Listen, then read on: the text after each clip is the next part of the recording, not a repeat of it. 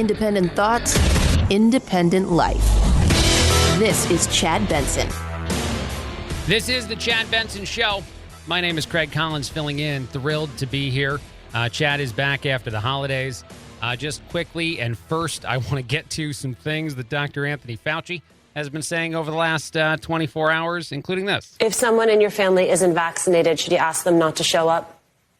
Yes, I would do that. I mean, I think we're dealing with a serious enough situation right now that if there's an unvaccinated person, I would say, I'm very sorry, but not this time, maybe another time when this is all over. If you have an unvaccinated person in your family, Dr. Anthony Fauci told you uninvite them from Christmas. Maybe, just stop them from being in the family. I feel like this is day 2 of talking about this exact same thing. And I do have kind of a new curiosity, a new maybe suggestion. Let's stop asking Dr. Anthony Fauci how to plan our parties. Let's stop having him be the party planner, especially in the holiday season, because he does not do a good job in that role. Certainly not. We also have this out of Chicago. Mayor Lori Lightfoot has decided that you don't have freedom in that city if you are unvaccinated. This is not the first place to do it, of course, as New York and some others have. I thought it was really interesting, the word choice, though, when she describes what this is going to cause for the unvaccinated, how it's going to disrupt their lives. Essentially, you can't do anything. If you can't prove that you're vaccinated, you won't be able to go to bars, restaurants, many, many, many places in the city. And again, she explains it in a very interesting way. If you have been living without having a vaccination, it's time for a change. If you wish to live life as normally as possible, with the ease to do the things that you love, you must be vaccinated in the city of Chicago starting January 3rd. This health order may pose an inconvenience to the unvaccinated. And in fact, is inconvenient by design. It may pose an inconvenience. It might not be convenient for you that if you're unvaccinated, you can't do anything at all anymore. That is such a ridiculous way to talk about that. It is something that becomes just this continued conversation in our society. It's the biggest reason why some people in your life that didn't want to put on a mask when they were told to do it because of government overreach or the fear of government overreach. It's the biggest reason that some people in your life have also chosen not to get a vaccine, more so than going back and forth on the science and how, potentially accurate or inaccurate that stuff is. There is just as much of a motivation at times with the way these things are handled by politicians to simply make the statement that you don't believe our country should operate in certain ways. And this is the inevitable outcome. This was the I think, unforeseeable future for some and the very, very predictable future for others that causes just utter craziness, for lack of describing it as anything better. There shouldn't be a version of our society, and there shouldn't be an excuse, even an excuse as valuable to some as something like COVID and the Omicron outbreak and all the things going on now, to take away the most basic freedoms from people in our country. We should not act like that. I don't mean to do it that way. I don't mean to make that argument with those kind of generic phrases and those very common things you've heard before, but it's just simply true. You won't be able to live your life, essentially, in Chicago. Not the way that you're used to living it. You'll be able to do nothing. And I don't understand how this is becoming more and more the norm and more comfortable as a position for several politicians. Now, I want to juxtapose all this craziness, and we will get to the president and the things he said yesterday later on in the show. But I want to juxtapose all this with Elon Musk appearing on a podcast hosted by the creators of the Babylon Bee. Because something about all of that was lovely to me. The fact that Elon would go on the show, that the Babylon Bee podcast guys would have him on. They immediately started joking, too, by the way, about him being on a platform like that one. And the guys at Babylon Bee did say he had other options if he wanted to take them. I'm not like, I know. Don't exactly hold a gun to your head for this podcast. I'm trying to be asking him right now. You could be on CNN right now. Yeah. You know? By the way, creepiest laugh ever, Elon Musk. Creepy. John Lennon could A be real in news organization. They were joking about CNN and how he could have chosen that platform, as you heard. And then they had the, I think, viral moment of the podcast where they were all joking that in order to be on CNN, you got to be a pervert. You know, what was it you said? The requirement for being a CNN job at CNN is Are you a pervert? I'm not perverted enough, I guess. I don't know. Some sentence from Elon Musk. I am not perverted enough to be on CNN. That's gonna take a while for stories like that to go away. I'm not perverted enough, I guess. I don't know. Elon did also touch on two things that went viral that he was involved in, both of them on social media. The first one involved Elizabeth Warren, who he called Senator Karen at one point. They asked about that, and he had quite the response to the initial argument, if that's what you want to call it, that Elizabeth was making, that Elon and people who make as much money as he does never pay taxes. And she would be wrong about Mr. Musk. Well, you were pretty mean to Senator Warren, though, on Twitter recently. Please don't call the manager on me, Senator Karen. She called me a freeloader and a grifter who doesn't pay taxes, basically. And I'm literally paying the most tax that any individual in history has ever paid this year, ever. And she doesn't pay taxes, basically at all. And her salary is paid for by the taxpayer, like me. Could you even? I mean, if you could die by irony, she would be dead. My so-called wealth is not some deep mystery. It's not, some function of sort of hoarding or something. It's simply that Tesla's value and SpaceX's value is not up to me. It's up to investors, and they decided Tesla was worth $1 trillion, and I own 20% of the company. So I don't want to take money off the table, and then if the companies fail, I'll be sort of enriched while investors suffer, and that did not seem right. A captain should go down, with their ship. That is incredible on several levels. First and foremost, the joking at the beginning of the fact that Elizabeth Warren was so very, very wrong in the amount of money that Elon Musk pays in taxes. He pays the most out of anyone, so that was hilarious to start with. But then it's that second point that really hammers home kind of a message that maybe we don't get a lot. Maybe a lot of people in those financial worlds that an Elon Musk is in don't make the argument quite like that his value, the success and all the things that he's seen in his life are really just determined by the investors who decided that Tesla, a company he owns 20% of, is a very valuable company, and he doesn't want to immediately sell all of his stock in that company because he thinks it might actually hurt Tesla, which is really interesting. And then he goes even a step further, like any small business owner would probably say, that you go down with the ship. If you try something, if you get into something like a Tesla, or I guess you hope it's a Tesla, you don't necessarily want to get out the moment that you might potentially start to make money off of it. Sometimes you want that to be the life career. So I thought that was very interesting for him to say that the reason he's so wealthy is not that he hoards money and keeps it away from those that Elizabeth Warren, I guess, is fighting the good fight for. It's just because of the way the system works, and he's actually being a good, valuable member of his company by not immediately jumping ship. Here's the last one, too, the last quote from a interesting, wide-ranging conversation, again, with a very funny, satirical website in the Babylon Bee, and a very interesting, high-profile, wealthy man in Elon Musk. They talked about a tweet he put out, and I'm going to skip some of the explanation because it gets very in the weeds, but he put out a tweet essentially saying that wokeness is a mind virus, and the way he did that is he made a computer joke. It garnered a lot of responses on social media. As I said, they asked him about it. He did start to explain it and then kind of go through a lot of different hoops to maybe get there. I think I get it, so I'll jump in and help. And I was wondering if you could decipher this tweet of yours for me, because I'm not a programmer. You wrote trace route woke _mind_virus. What does that mean? Okay, so traceroute is a networking thing. So traceroute would be, it would be like... Okay, I'm going to stop it there. Essentially, he's trying to figure out the origin of something.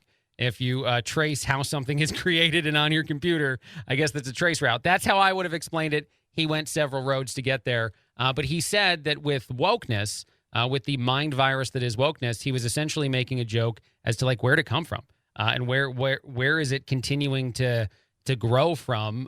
Where is all of this in our society? And then he called it the thing that I'm saying, the mind virus, which is yet another viral moment in this conversation. Yeah. Where did the virus come from? What is its origin? So did this work? Did this command work? Or no? Did you You can read the comments. Read the comments and see. And see. All right. It is a prevalent mind virus and arguably one of the biggest threats to modern civilization. One of the biggest threats to modern civilization. He's talking about wokeness, by the way. I know when he starts to say, where did this virus come from? A lot of us have questions about a very different thing in the COVID virus and where it came from. For some reason, our politicians, our political leaders, the president, the vice president, don't seem to care about getting to the origin of that one. And yet Elon Musk is trying to get to the origin of wokeness. Good luck to him. And very interesting conversation and a very interesting platform, podcast, whatever you want to call it, from the Babylon Bee. I hope they do more conversations with people like Elon. All right, a quick break, a lot more. This is the Chad Benson Show. Craig Collins filling in.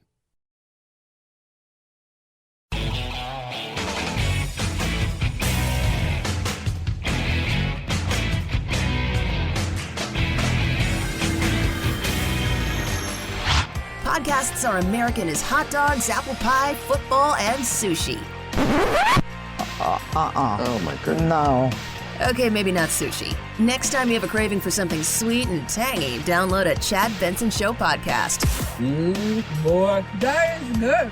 It's different because you get a little bit of saltiness. It's so good because it's sweet and salty at the same time. Get a taste on iTunes, iHeart, or Spotify and binge to your ears' content. Oh, yeah. You're listening to The Chad Benson Show. This is the Chad Benson Show. My name is Craig Collins filling in. Thrilled to be here. Chad is back after the holidays.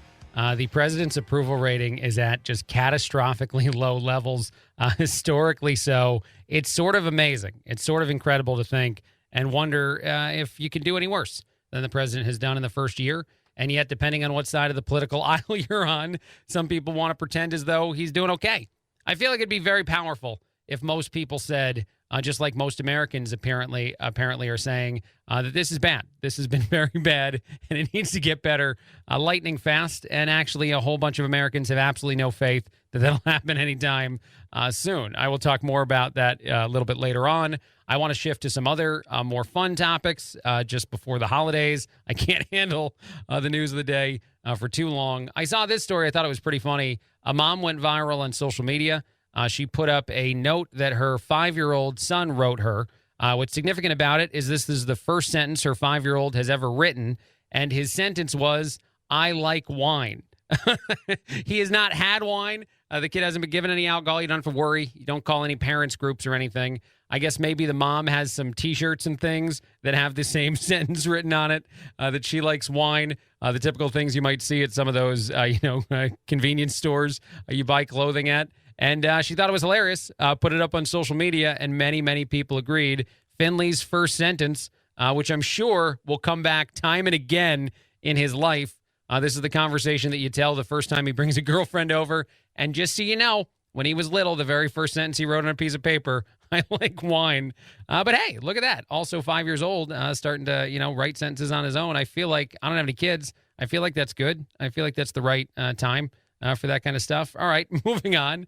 I also saw this story. I thought it was really interesting. I do wonder where they come up with some of these studies, like where people say somewhere in the world of paid study that it would make sense to even look into the numbers here. But I guess a couple professors, this is not here in the United States, this is abroad, I believe it's in Finland, decided to study whether or not a heavy metal band or several heavy metal bands being from the same place you're from makes you more or less likely to live a long life. So to say that again, if you have a large amount of heavy metal bands that come from the area you live in, are you more likely or less likely to live longer? And the answer was more likely. You will have a longer, healthier life if you live in the same place as a decent amount of heavy metal bands. That is surprising and awesome as far as a stat goes.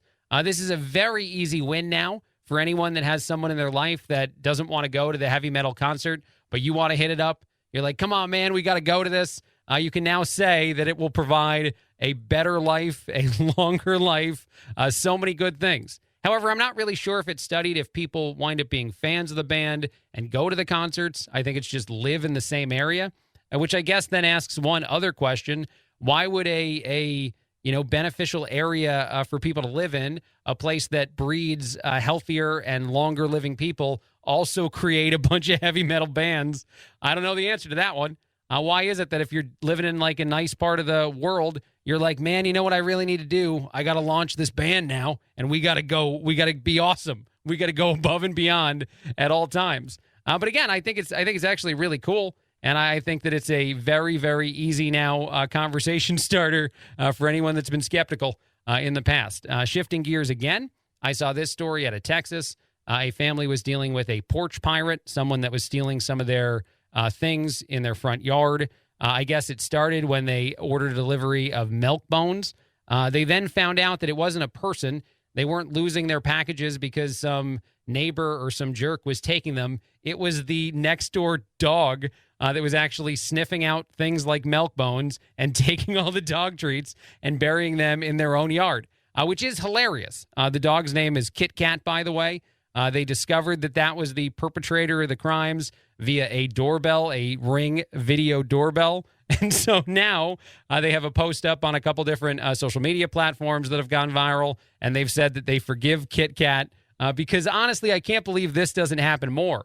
If you get things delivered to your house that are edible and somebody has a dog in the neighborhood, I think there's a tremendous likelihood. They deliver steaks.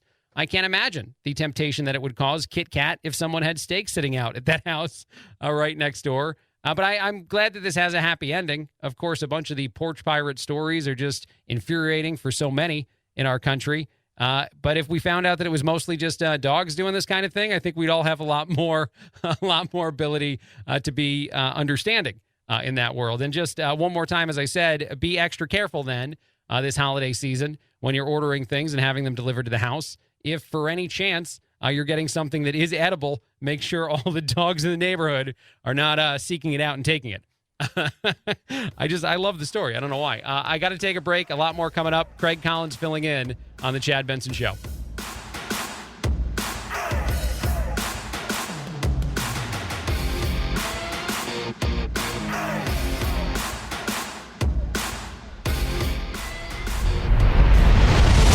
The Chad Benson Show.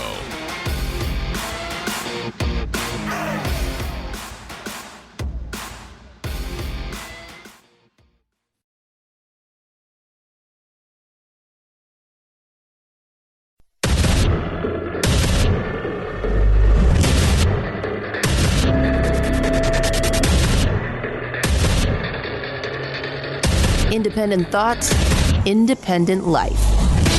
This is Chad Benson. This is the Chad Benson Show. My name is Craig Collins, filling in. Thrilled to be here. Chad is back after the holidays. Our president is frustrated. Our president knows that you're frustrated too. He spoke about COVID. He spoke about the Omicron variant. I want to remind everybody, this is the same president who guaranteed us, and actually I have some audio that'll prove this, that I think I've been playing for about a day now, that he promised that he would eradicate, he would get rid of, he would shut down the virus. First, what he said yesterday. So as we head into Christmas weekend, I want to answer your questions about the rising number of COVID cases, COVID-19 cases. And I want to start by acknowledging how tired, worried, and frustrated I know you are. I know how you're feeling. For many of you, this will be the first or even the second Christmas. I love that last part. He doesn't seem to know anything, like what's going on. And these are the examples that he doesn't. He said it might be your first Christmas experiencing some of the problems that are COVID. He apparently does not remember that we were dealing with this last year. Many of you, this will be the first or even the second or Christmas. even the second Christmas. For some of you that are listening to me, anyone older than a year old, it's going to be your second. For the remainder of you, the babies, the infants in the room, it's your first year dealing with this.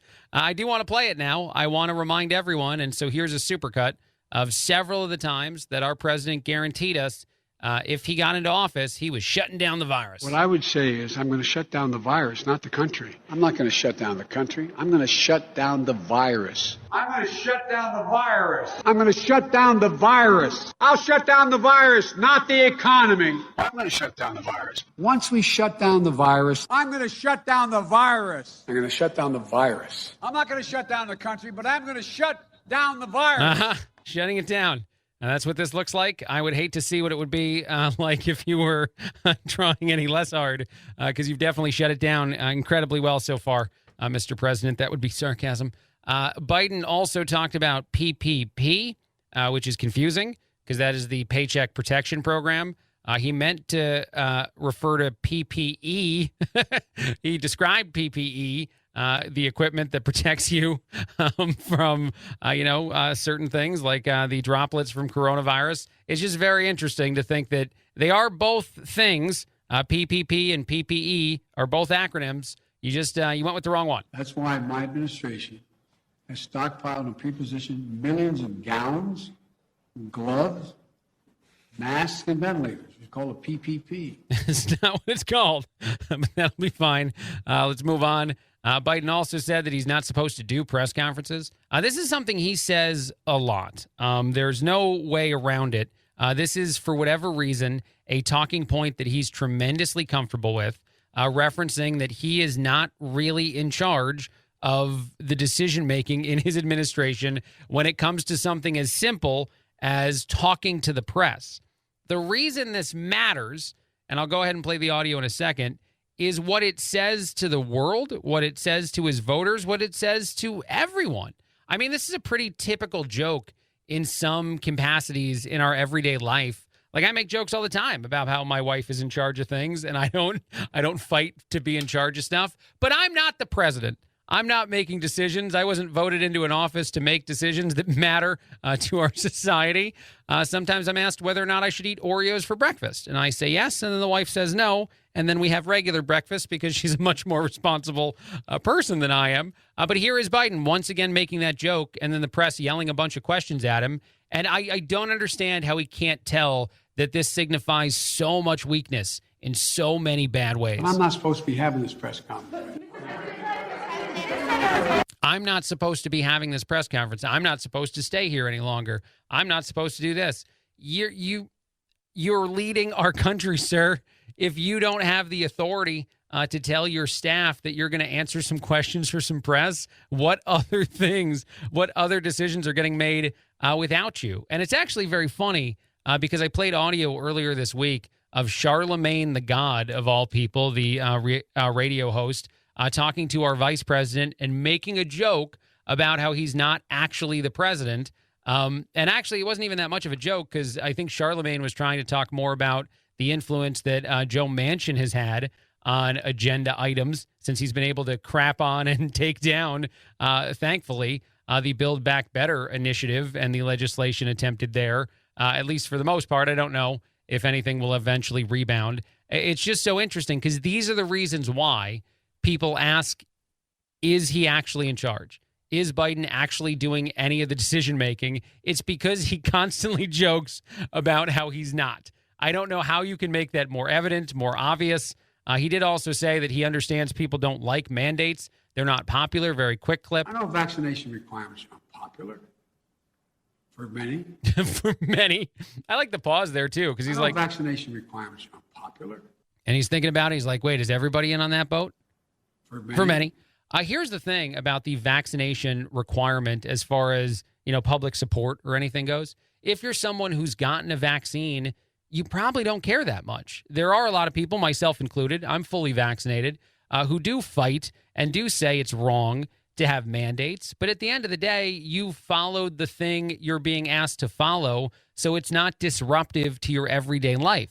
So if you're someone like a President Biden and you're saying that you know that some people like the idea of mandates, for the most part, those are people who already chose the decision you're mandating.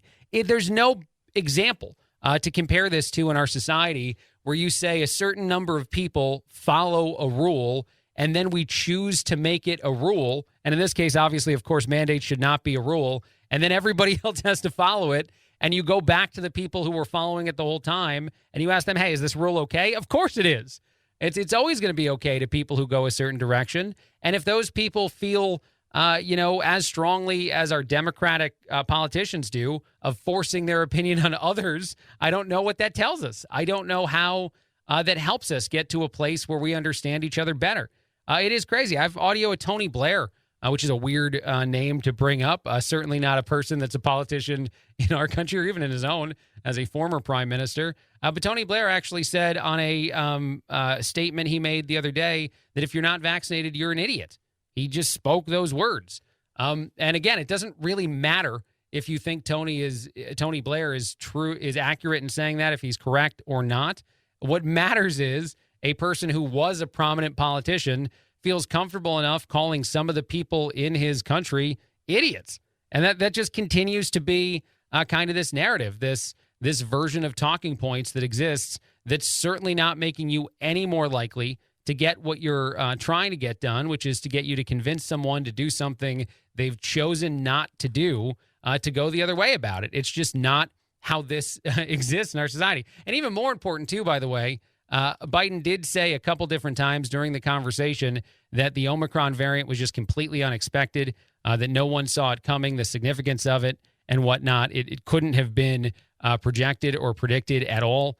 And the only reason that matters, at least to me, is that you can compare it to what the CDC director, Raquel Walensky, said in an interview a few hours after Biden spoke, in which she said, yes, we did predict and project several of the things that Omicron is as far back as at least a month ago, if not more than that, which immediately contradicts something the president said. He planned for that statement.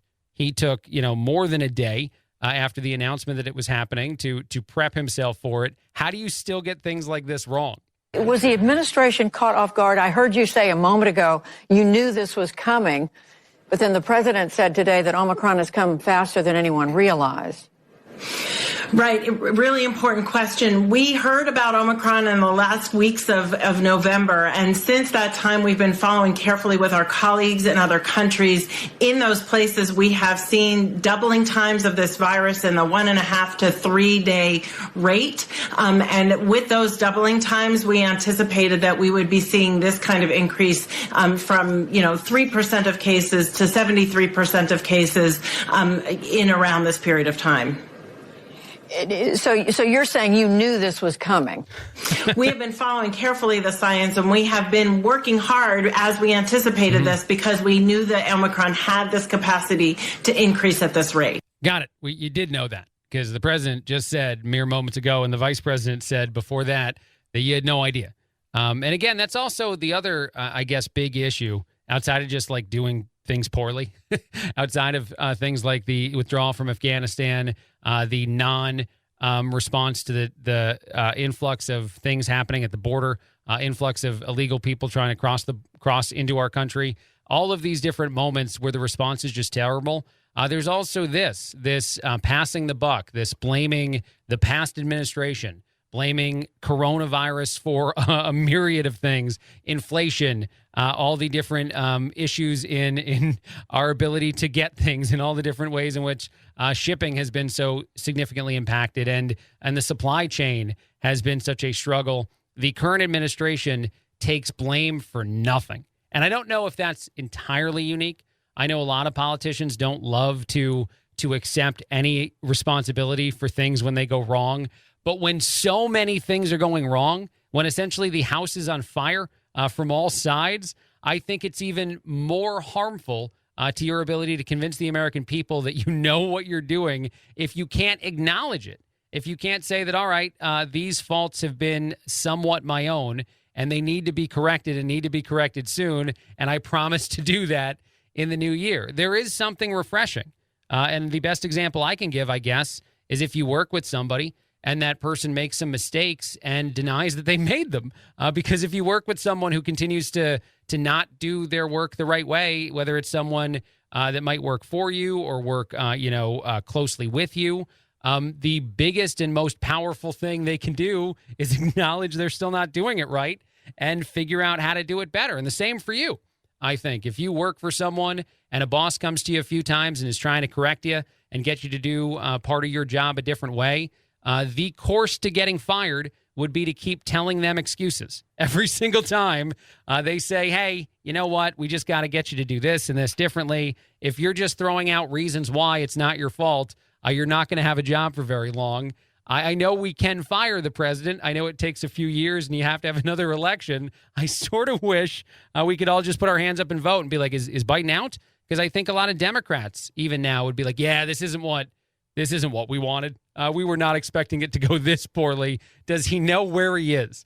Oftentimes the answer to that even seems to be no. All right, I got to take a break. A lot more. Craig Collins filling in on the Chad Benson Show.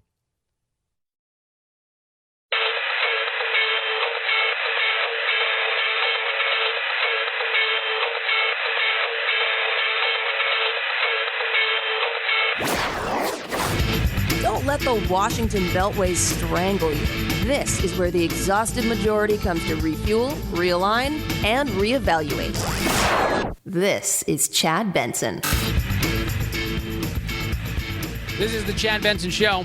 My name is Craig Collins filling in. Thrilled to be with you. Chad is back after the holidays. Lots and lots of stuff to get to, and yet I can't help but just mention this. It's a viral social media post.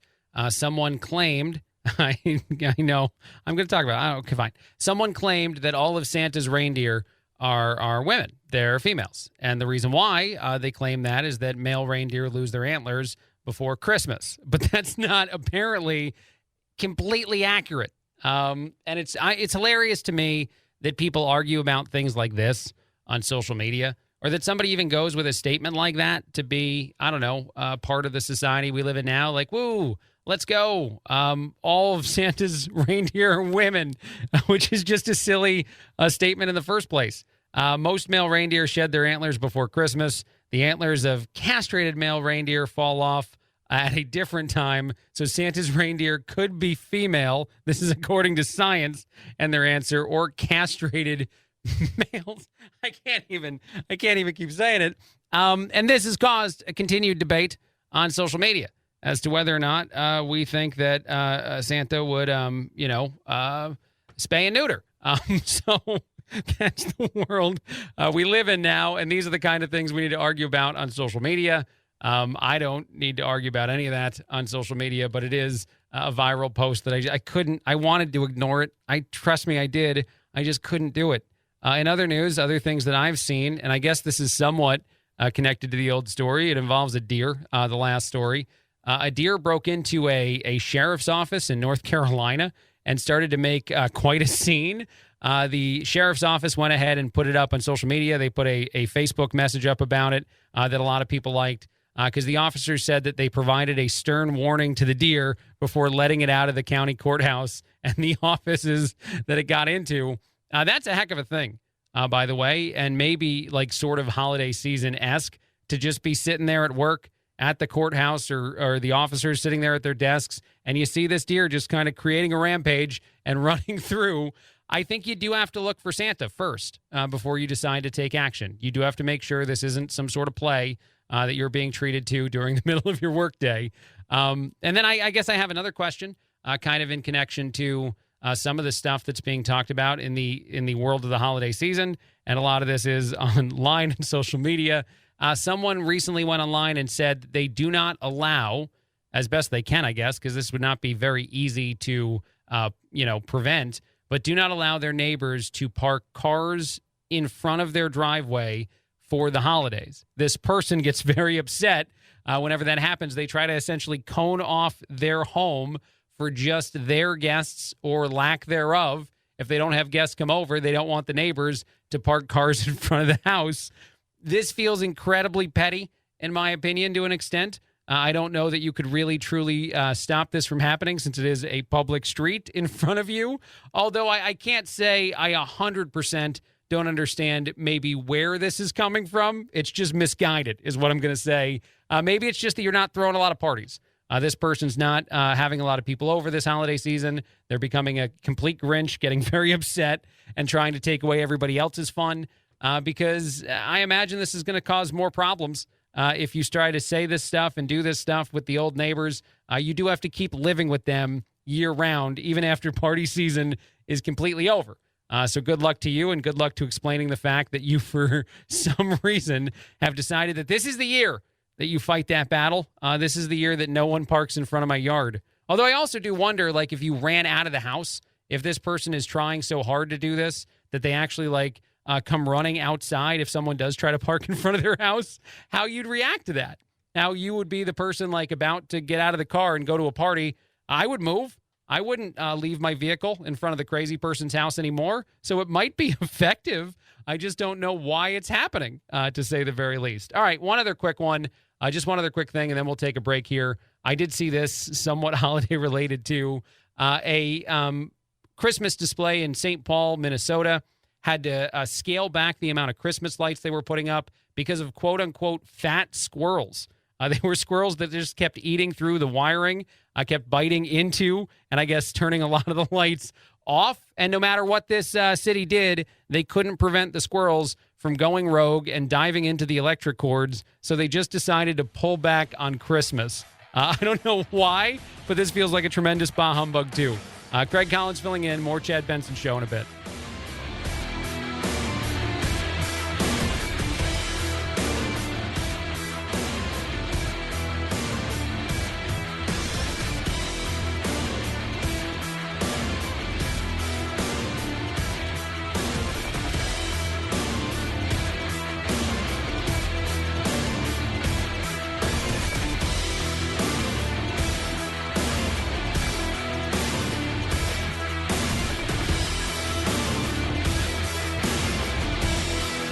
This is the Chad Benson Show.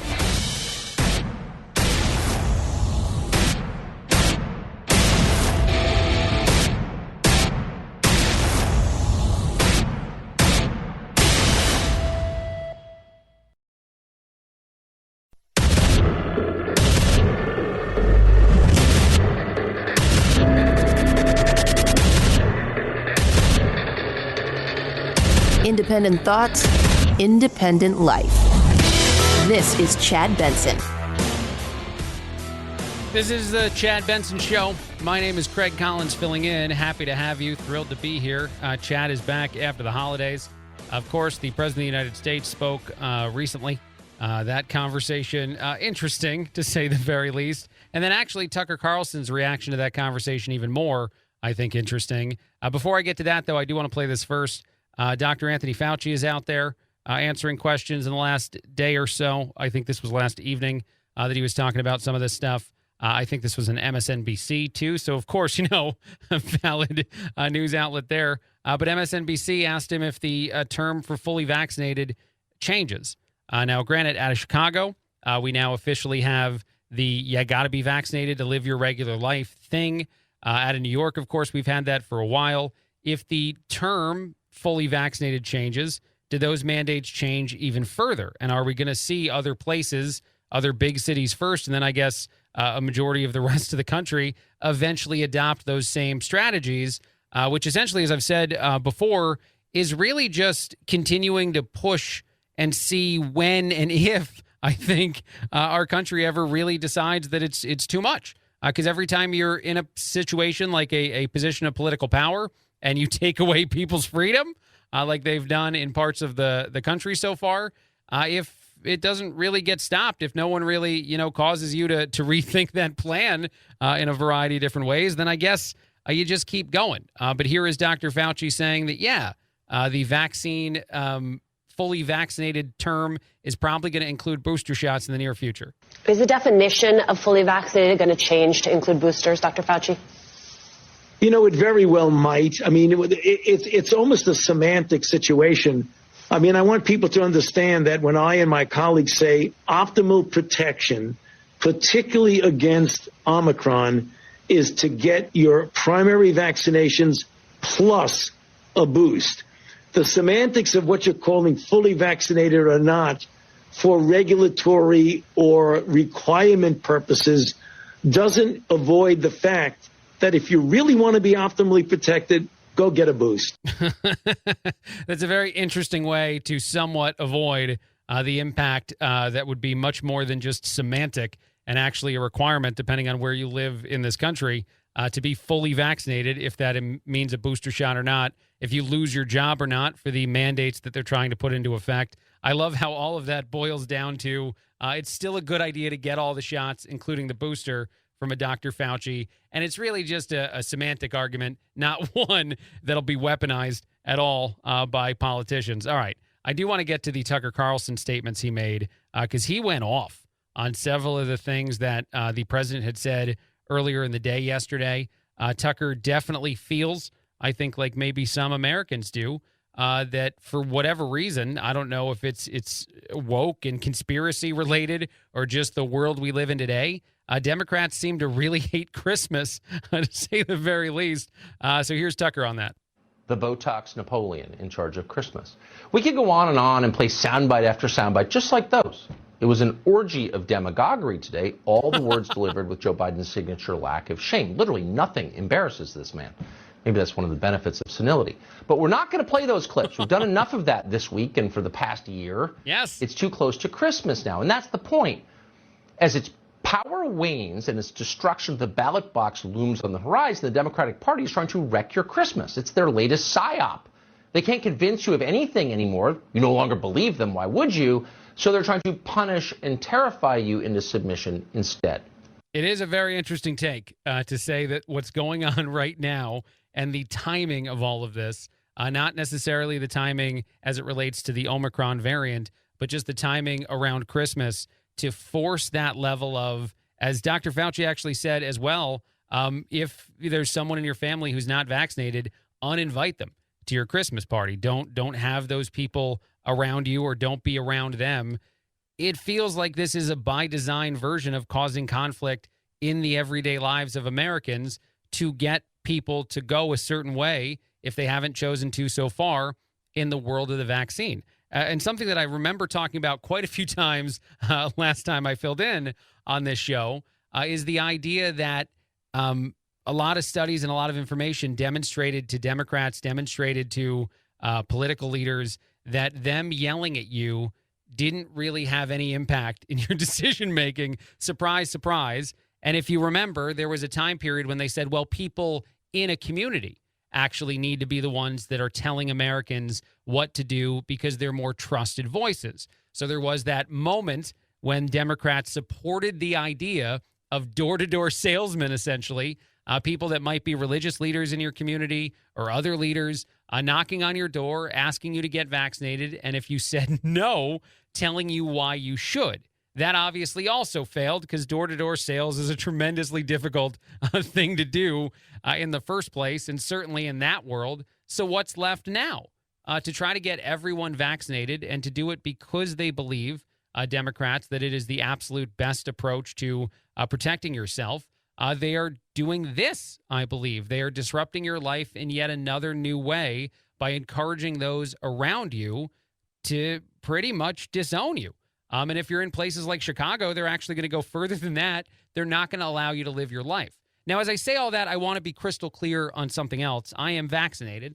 I am boosted. I got coronavirus. I am not anti-vax. I'm not telling you not to get the vaccine, which is just such a disappointing and difficult part of having conversations like this in our society in the first place, because it's very easy for someone to go, oh, no, anti-vax is occurring now, and we have to stop this at all costs because it's dangerous. That's not necessarily what anyone who says that these sort of plans are bad is trying to say.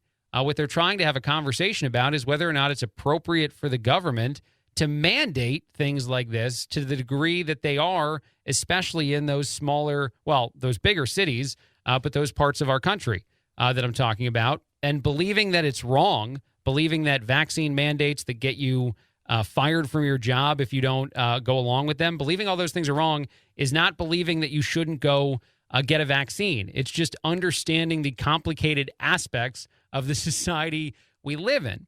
And I will say this, and I know I've been a broken record on this too, but I can't help myself as far as my own logic is concerned on all these conversations, all these topics that we cover pretty much day in and day out. And maybe a whole lot of Americans don't even really care about anymore.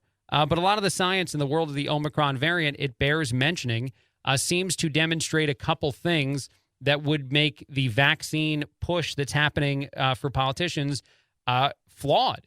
The first one is that Omicron is really great at avoiding the vaccine.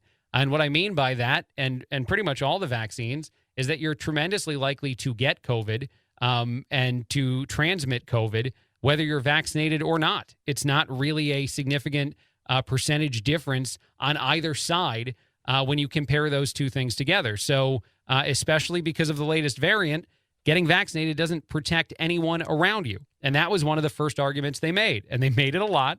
And I've tried to refute it a lot in the last, I don't know, however long I've been talking about this now. Because even Delta was already demonstrating a lot of those same capabilities of avoiding the vaccine. So it truly becomes this. The conversation truly becomes a singular one. It seems as though a lot of the information in the world of the vaccine indicates that you would have less severe illness and less likelihood of dying if you get it. Even the booster shot, which the president and the former president, Donald Trump, have gotten. But that would be a medical decision, a health decision that only affects you, that you would be asked to make on your own. And we've lived in a world where we tolerate that time and again.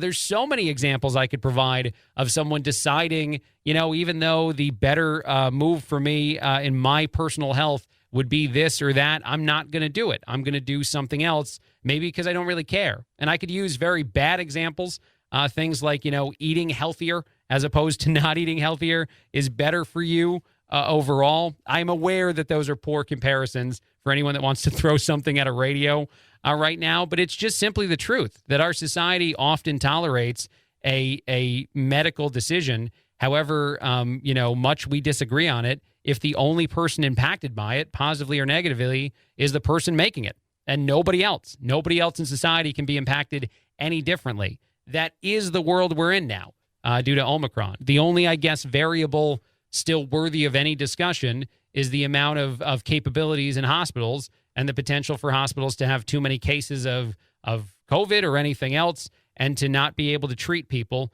I think those conversations have to happen as they occur and not be something that we just say is going to happen everywhere. And for that reason, we're making all these decisions everywhere or throughout the country, when the reality is there's a lot of places where it doesn't occur. I think that those conversations have to be much more unique. And I don't think that forcing vaccines is also the solution there either. But it's just so interesting to see the reaction to all this, to, of course, see the anger pointed at Tucker Carlson for the things he's said now, but just to continue to go back and forth in this world that we've now lived in for 2 years and that a lot of Americans don't care about that much anymore, and to think that we're still in the same place and that this is really the latest trick being pulled, if you want to call it that, by Democrats to finally get what they've wanted for a while, a way to force you to do a thing for those that still have not chosen to do the vaccine any way they can. All right, I got to take a break. A lot more. Craig Collins filling in on the Chad Benson Show.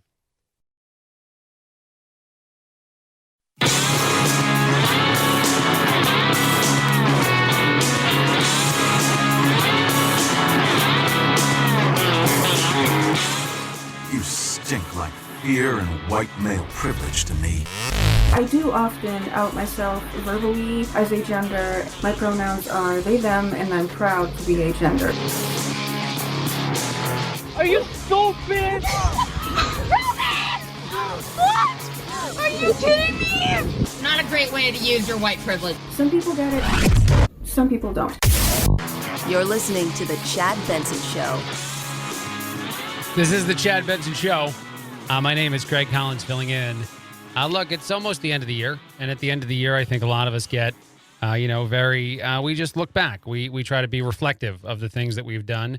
One guy has gone viral on social media for looking into his dating profile, his Hinge dating profile, and creating something called a Hinge Wrap, according to him, WRAPPED, Wrapped, just like Spotify has been doing for years, where it kind of gives you a collection of data throughout the year. This guy dove deep into what he's been doing on his dating profile and some of the things he learned about it. There's some pretty hilarious things shared here. The first and foremost is the amount of texts and messages he sent, the time of day he sent them, and what they typically said. a majority of them were just a bunch of like laughing, just a bunch of ha ha ha. And so he doesn't know why he sent that so very often to so many people over a year. He's still single, by the way, on the dating app. He also found that he did most of his messaging at the end of the day, between 6 o'clock and midnight is when he would send a majority of his chat messages on his dating app. He found that he was most active at both liking and using the app to try to find matches toward the tail end of the year, although there was a hot period in the summer there. And most importantly, what he said after looking at all of this stuff is that he sent a whole lot of messages, had a decent amount of matches, actually, and still didn't sadly find love. So he'll be trying to do that again because he went viral for looking into his dating app and talking about, the experience of using it for a full 12 months. Other people question whether or not they should do it too. But I don't think if you didn't find your relationship, if you didn't wind up, happily ever after, I don't think this is going to be fun. I doubt that this is something a lot of others will do. And I don't think it's something that dating apps will ever kind of force on you, like Facebook or all the other social media sites do when they give you that like look back on the year that was, because it's just a very different experience. I think the dating app version of your life and any other version of your life. Moving on, I do want to talk about this for just a second. It's something that interested me a lot, and I don't know why. And I think I saw it a few different places. The Wall Street Journal had an article on this. A couple others did. But it's a group of people who work out of a small village in Spain, and they are ham sniffers. They sniff hams to decide whether or not they're good, whether or not they've gone through their processing correctly and are worthy of eating, or whether or not they're spoiled and have to be thrown away. I don't know why the small town doesn't have the ability to do this a different way, but I guess these people have very developed sense of smells. One guy, his name is Manuel Vegas Dominguez. He's 53 years old. He's been doing this for a lot of his life. His job, wake up in the morning, go to work, sniff hams, go home. He's been doing this for so long, though. He says that he's now kind of got a rare skill, that there's not a lot of other people doing it, that they're hard up they're looking for workers at this time, like so many other industries are. I never thought that I'd actually put a call out to other ham sniffers to apply for jobs in Spain because they need staff. When you see the restaurants and all the other industries and how they're struggling to fill, the void that is the amount of workers that they can't seem to find for the holiday season or just in general, you just have to know that in some parts of the world, the demand is even more unique. By the way, Mr. Vegas smells about 200 hams a day. He has sniffed 3,200 hams or so in the course of his most recent, working gig. He is definitely in high demand, and a lot of people say that he's really, really good as far as ham sniffers out there. And I couldn't help but talk about that story too, because I can't keep doing news of the day. I talked about Martha Stewart yesterday. She has a collection of products out there, a nativity scene made out of clay that she made while she was in prison. She is discounting those items for the holiday season, so happy you. She's in the news again, which I thought was interesting. Today, she's in the news. There is a debate on social media as to whether or not she gave an age-inappropriate gift to her granddaughter. Her granddaughter was given a makeup box, a complete makeup kit from Martha Stewart to get, all of the things you'd need in the world of beauty supplies. And this daughter is only 10. So 10 years old, this granddaughter, is too young to a lot of social media people to be putting makeup on. I think I agree with that. I don't have kids. 10 definitely sounds way too young to be given a makeup kit. However, if it's more like for play than anything else, I have nieces that like to do just like draw makeup on your face, and they don't do it in a good way. I don't think they do it in an adult way. They do it in a kid way. But it's just interesting that so many people are on both sides of the conversation. Did Martha Stewart, 80 years old, give an age-inappropriate gift to her 10-year-old granddaughter one day after we couldn't stop talking about the fact that she sells a nativity set that she made in prison? Which, again, I don't know if I would have admitted that. If I was Martha, I don't think I would have added that in to the description of the product. That, by the way, this nativity scene was created while I was prisoner 16543. But anyway, Martha, you do you. A quick break, a lot more. Craig Collins filling in on the Chad Benson Show.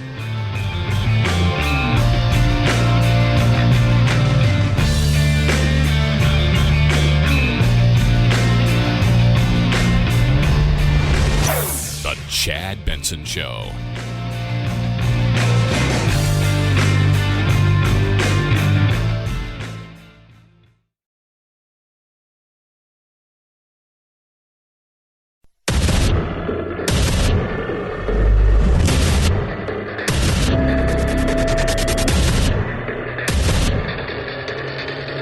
Independent thoughts, independent life. This is Chad Benson. This is the Chad Benson Show. My name is Craig Collins filling in. Thrilled to be here. So one of the things that was, I guess, odd to many yesterday was President Biden finally offering some amount of praise for President Trump, both former President Trump, I should say, both in getting his booster shot and also in helping create the vaccine in the first place. News is now broken, and I believe an interview occurred earlier today on Fox and Friends in which Trump thanked Biden.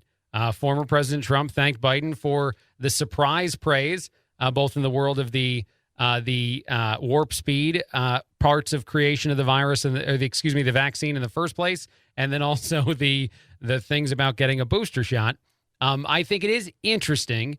Media's obsession. I'm not going to play some of those clips because, again, you're probably going to hear them a lot of places. But it's interesting, media's obsession, and I will admit, to a certain degree, mine too, in some of the ways in which the messaging changed from our former president more recently. However, I would argue that that's not anywhere near as profound of a change that a lot of people would tell you it is.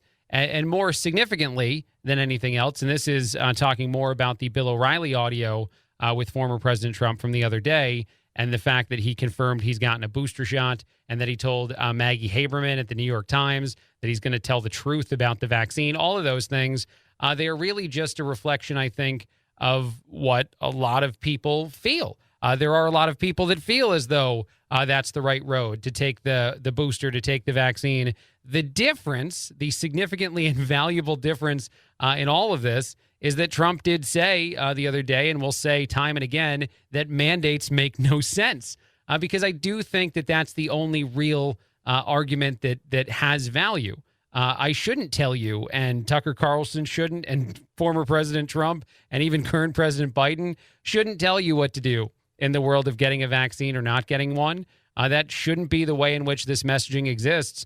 They can certainly promote the benefits of it. They can certainly promote all the different things that they believe to be reasons why they did it themselves. And if you care about that, go ahead and listen to it. But beyond that, I don't think it needs to be this, developed version conversation where we all just assume everyone needs and values our opinion, and we can't just let people make those decisions on their own. Now, granted, if we go to Dr. Anthony Fauci, who's called on often for conversations like this, his latest take is that if you know anybody that's unvaccinated, they can't come to Christmas. If someone in your family isn't vaccinated, should you ask them not to show up?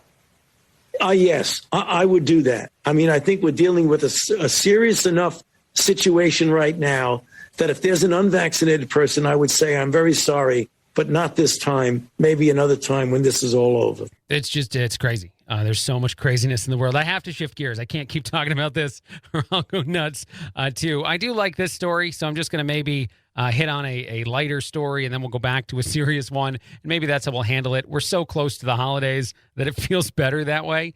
There is a grandmother and grandpa. They're 68 and 72, respectively. Their names are Carol and Michael. Apparently they're the goofballs of the family, too. They love recreating holiday photos that are sent to them by their friends and family. And they even more specifically love recreating photos that involve kids. So these two grandparents, if you send them a Christmas card photo, they will figure out a way to take it as close to possible as the photo you took. Things like sitting outside selling hot chocolate for 25 cents or whatever it is that you show your kids doing, and they'll send it right back. And so they're doing a holiday response photo, I guess. And it's awesome. I think it's hilarious.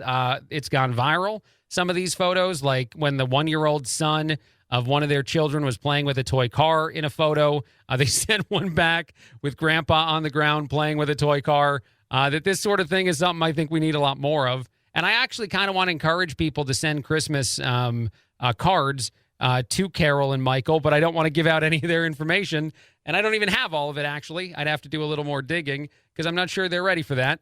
But they have been covered a few different places. I think this is certainly something that you can probably find fairly easily online. So maybe eventually you can take it into your own hands and send them a photo. But it would be really cool to see a bunch of the different things that they're creating and a bunch of ways that they're celebrating and enjoying the holiday and not really getting, I guess, worried. I'm not trying to add too many words to their mouth or concerned about some of the things that are ruining the holiday, like the unvaccinated advice from a Dr. Anthony Fauci. I don't know if they would create or not create a card for someone based on their vaccine status. All right, back to serious news. Let's talk about the CDC director, Raquel Walensky, saying that they did expect Omicron, something that's been back and forth debated now, and certainly something that's not been said correctly by the president, vice president, and others. Apparently, according to the scientists, this is not something that was quite as, out of nowhere as the politicians are going to make you think it is, which does make you curious in a way, but here we go. Was the administration caught off guard? I heard you say a moment ago you knew this was coming, but then the president said today that Omicron has come faster than anyone realized. Right. Really important question. We heard about Omicron in the last weeks of November. And since that time, we've been following carefully with our colleagues in other countries. In those places, we have seen doubling times of this virus in the 1.5 to 3 day rate. And with those doubling times, we anticipated that we would be seeing this kind of increase from, 3% of cases to 73% of cases in around this period of time. So you're saying you knew this was coming?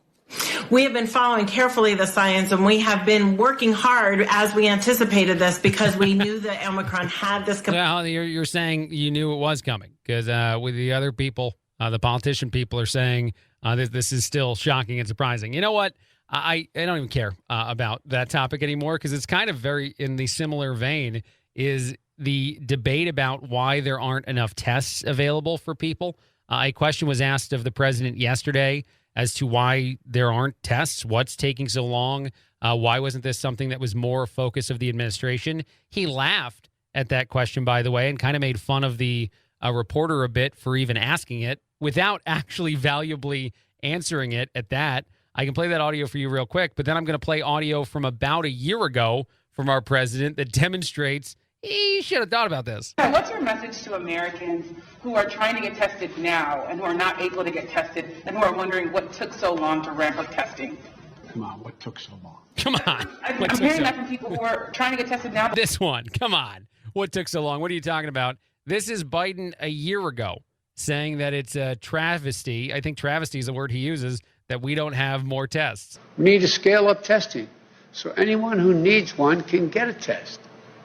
After 10 months of the pandemic, we still don't have enough testing. That's a travesty. That's a year ago, Biden. After 10 months after the pandemic, we still don't have enough testing. That is a travesty. Now, a year later, Biden is making fun of a reporter for asking why we don't have enough testing. That is self-own to a degree that I don't get to see a lot, or at least I don't think I saw a lot. Although it seems that Biden does it much more often than any politician I can remember. But so if you're in a place where testing is harder to come by, and there are a lot of places in this country where that's true, there are a lot of places in this country where that's not true, and you may or may not care about getting a test, by the way, you certainly can look back on the audio of the past year and the comments that the president has made before and wonder, just like the reporter did, why is this an issue? Why are we struggling on this? And the answer is, well, our bad. That's our mistake. And actually, okay, fine. It makes me want to play the audio again of Biden saying he's shutting down the virus, which obviously he also has failed to do. What I would say is I'm going to shut down the virus, not the country. I'm not going to shut down the country. I'm going to shut down the virus. I'm going to shut down the virus. I'm going to shut down the virus. I'll shut down the virus, not the economy. I'm going to shut down the virus.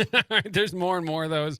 But yeah, that is another thing that he said that we can look back on a year later. Like, you wonder if you gave a report card to the president, a year in review, something like that, what most people would say. I know his approval ratings seem to demonstrate that a lot of people would be very negative and probably full on fail our president in his first year in office. But I wonder what other things you'd write. Like if you were trying to be constructive at all and tell him things to do better next year, follow up on any of the things you say are important long before you're asked about them again, sir. Maybe just remember the things that you talk about publicly, because that might be the issue, so that you actually do work on them in the time period from one year to the next, so that you can get them to a place where they're in better shape and not worse the following year.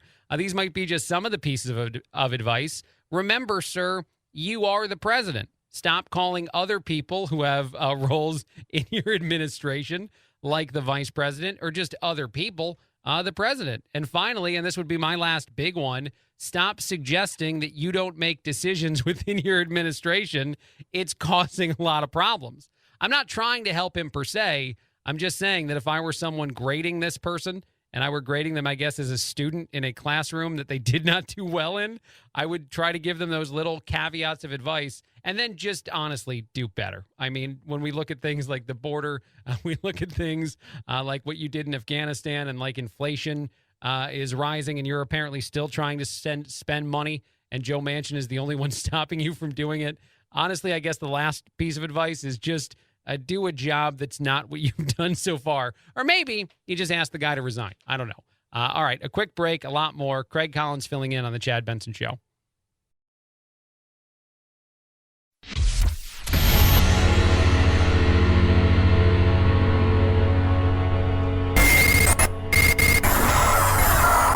No fake outrage here, just the real thing. The Chad Benson Show. This is the Chad Benson Show. My name is Craig Collins filling in. Thrilled to be here. I sometimes say that I think people are trying to get mad at a lot of things in today's society. Whether you just like go out into the world and wind up getting in a fight with somebody. I don't know if it's somebody that's doing customer service or somebody that's stressed about anything. Or if you're just driving a car and you get angrier behind the wheel of the car. It seems like we're in that space right now, and we've been there for a bit where we want to react to things. And I guess there's no better example of that than what's going on with Wheel of Fortune, which is a sentence I didn't think I was going to say.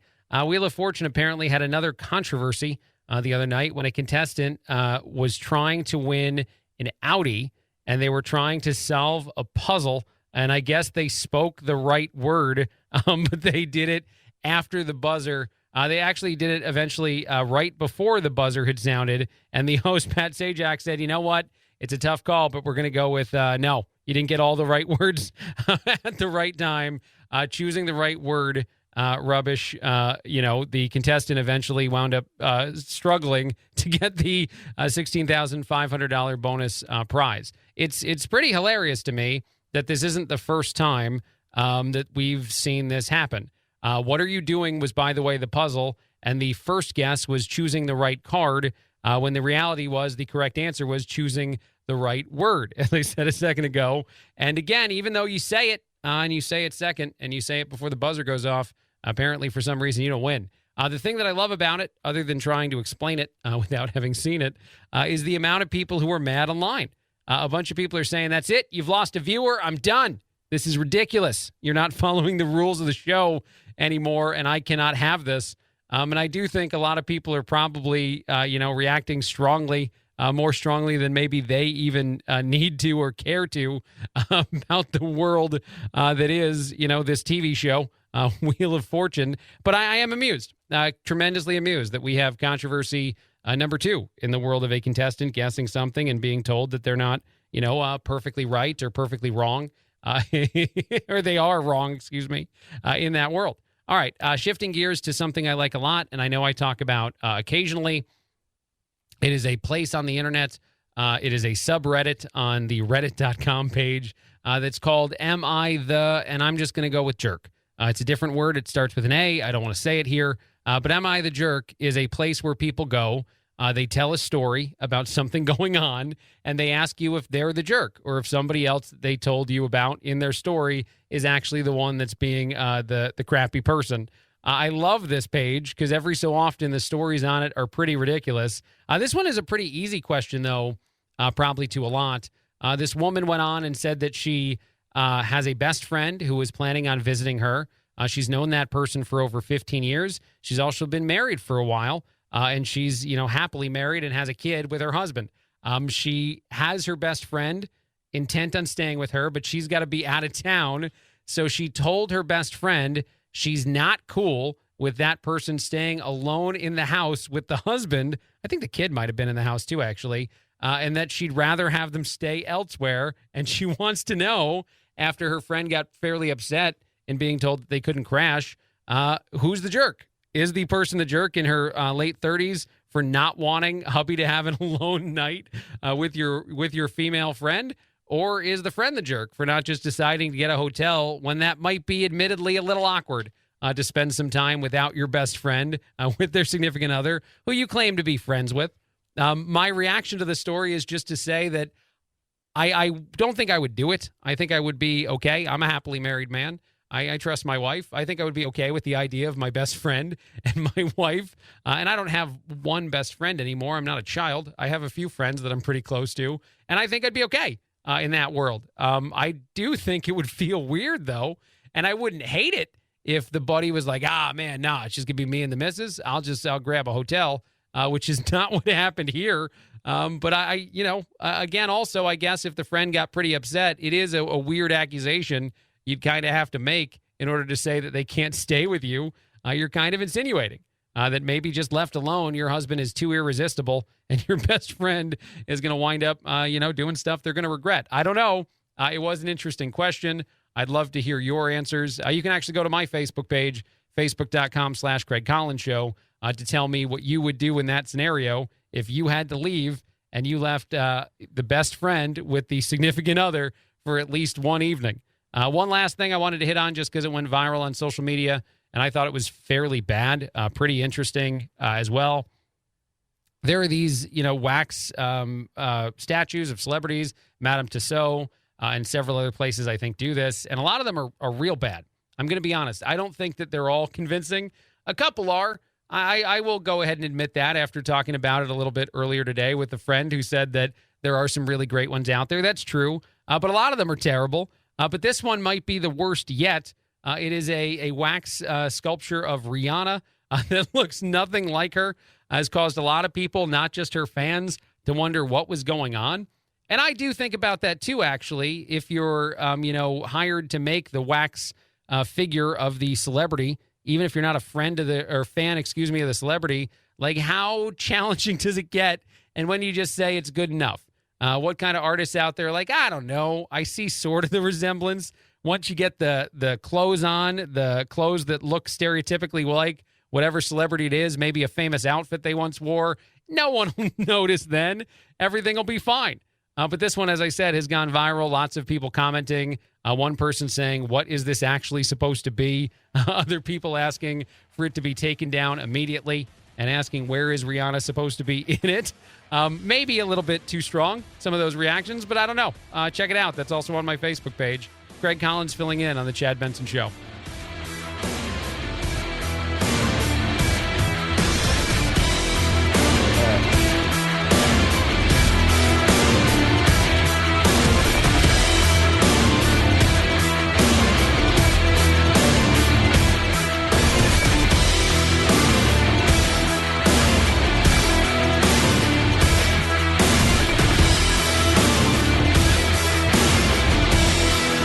This is The Chad Benson Show.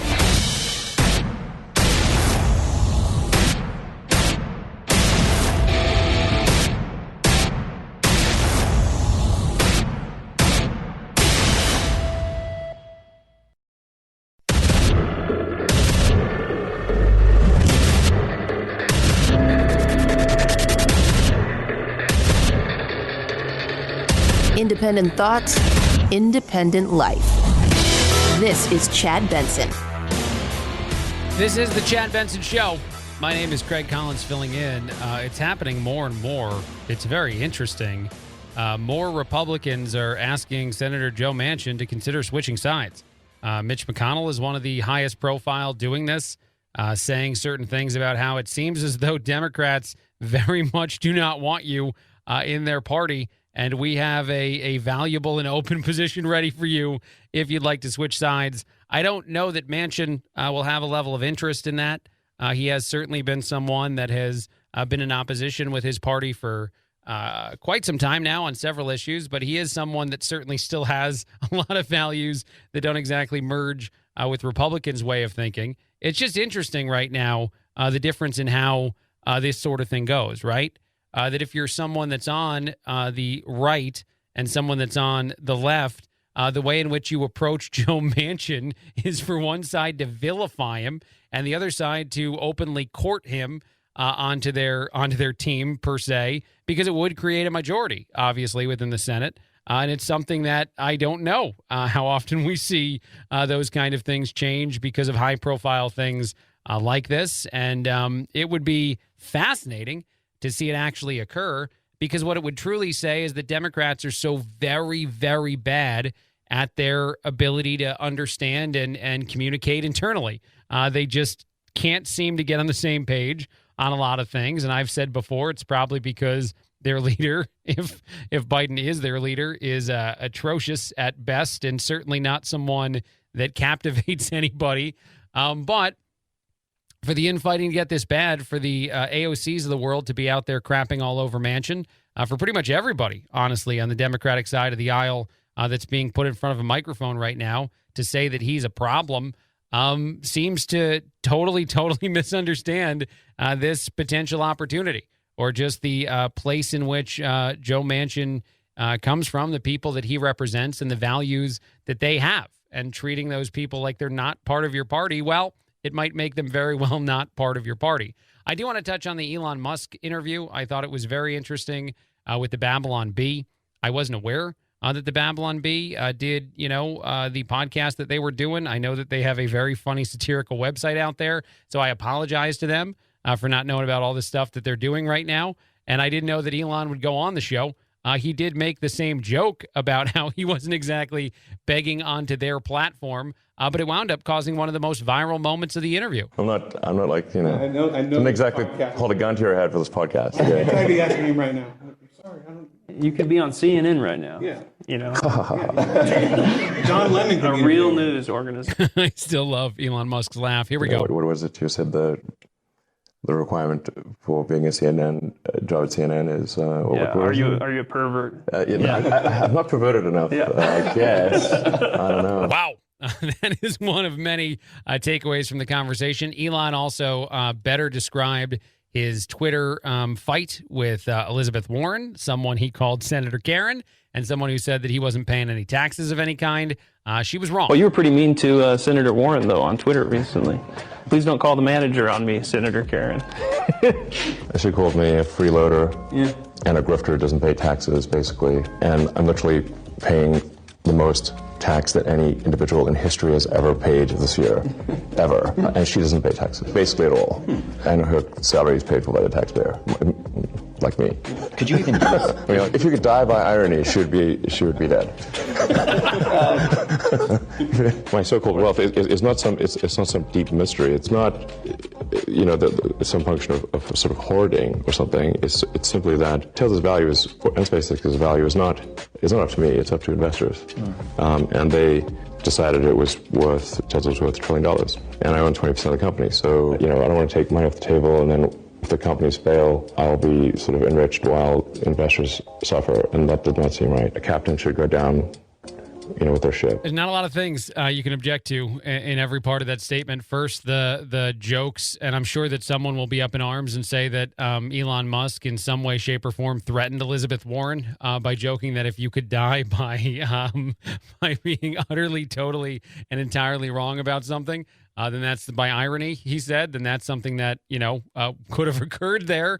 That's absolutely in no way actually trying to do any harm to a person. But I'm sure somebody will have that reaction.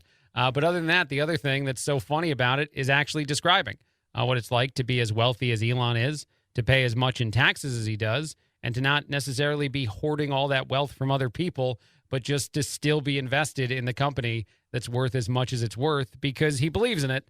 And again, I compare that to any other, and I know this is wrong, a small business owner who wants to own their business well beyond it being profitable.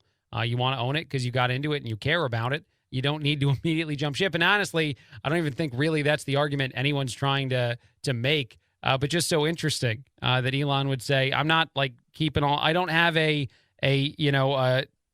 vault of cash that I have somewhere on my compound that I just go and swim in all the time, a la DuckTales. This is not what I'm doing, people. I'm just, someone who has a valuable company that I partially own. And here's the last one, and I'm going to interrupt this one because it gets very in the weeds in how much of a nerd joke is being made. And I say that kindly. I say that as a fellow nerd because I think I get the joke. But Elon went after woke culture on social media by calling it something that is such a prevalent problem in our society as it is. And he even refers to it as a mind virus later on in this audio. But people really seem to respond to the comment he made there, and he was asked about it by the Babylon Bee. And I was wondering if you could decipher this tweet of yours for me, because I'm not a programmer. You wrote trace route woke _ virus. What does that mean? Okay, so trace route is... Again, he's going to get into explaining what this operation on a computer is. Essentially, it's looking for the origin of something. Essentially, you're trying to find out where woke mind virus came from. He's going to refer to it again as a virus, and I don't want anybody to be confused. He's not asking for us to explore more of what happened in China. He's actually talking about how so much of our society seems to be mind virus woke and how bad that is. Yeah. Where did the virus come from? What is its origin? So did this work? Did this command work? Or no? Did you read the comments. Read the comments and see. All right. It is a prevalent mind virus and arguably one of the biggest threats to modern civilization. I want to play that last part again because this is a conversation that goes back and forth from silly to serious, certainly several times. But yet Elon Musk, a guy who's pretty willing to speak his mind on almost anything, certainly a guy who's at a place financially where he doesn't really have to care about what anyone says or thinks of him. I know that sometimes that backlash would wind up getting tied to whether or not he's good for the companies he works for with some of the other things he's dealt with in the past. But he said that one of the biggest threats to our society is wokeness. Arguably one of the biggest threats to modern civilization. Arguably one of the biggest threats to modern civilization is this desire for everybody. And we can easily point to things like what's going on in the world of the vaccine, what's going on in the world of just countless different political-esque conversations. But there's so much more than that.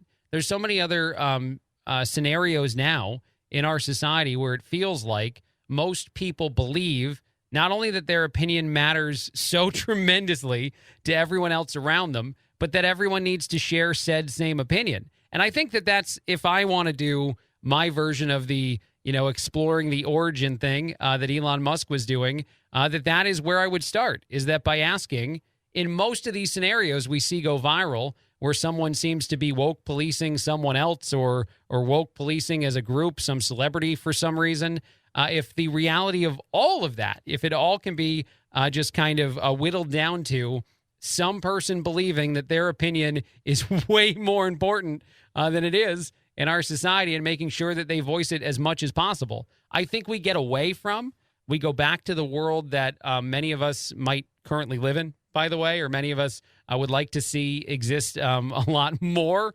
on all the different places in which we can evaluate the existence of how we're doing.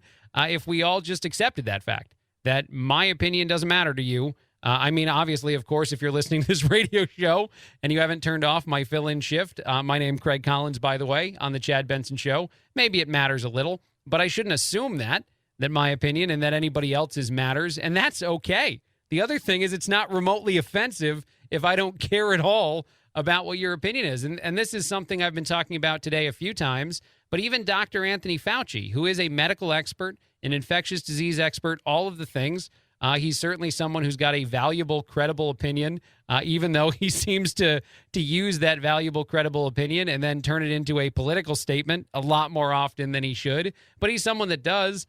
I don't care what his opinion is of whether or not I should have Christmas with people who are vaccinated or unvaccinated, and that's also okay. I don't need to check in with Dr. Fauci before I decide how to celebrate the holiday with my loved ones. And I think if we all got there, like everybody collectively got there, and obviously a lot of people are already there, but just accepted as a whole that that's not a bad place to be, I think we would be better. I think people like Elon Musk wouldn't say that this is such a huge risk to our society that Twitter gets mad about things sometimes if it weren't actually the way a lot of people behave in their everyday life. I hope that made sense. Quick break, a lot more. Greg Collins filling in on the Chad Benson Show.